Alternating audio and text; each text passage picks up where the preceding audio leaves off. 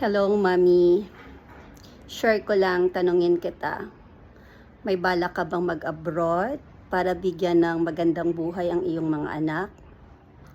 Kung kasal kayo, kung may asawa ka at babae ka, ang advice ko sa'yo, huwag kang mag-abroad.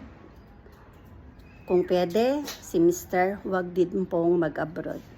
Oo, sabihin na natin malaki ang kita sa abroad. Pero ano po ba yung consequence? Ano po ba ang naisip ninyo? Unang-una po, pwedeng masira ang pamilya ninyo.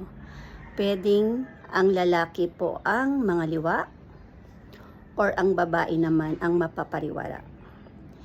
Minsan po, hindi po talaga pera ang nakakapagbibigay ng kasiyahan sa mga bata.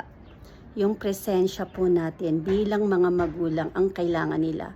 Siguro pag bata sila, iniisip nila, yes, material things. But pag lumaki na po yan, hindi po nila kailangan yung mga bagay na yan, Mami. Ang kailangan nila yung love natin.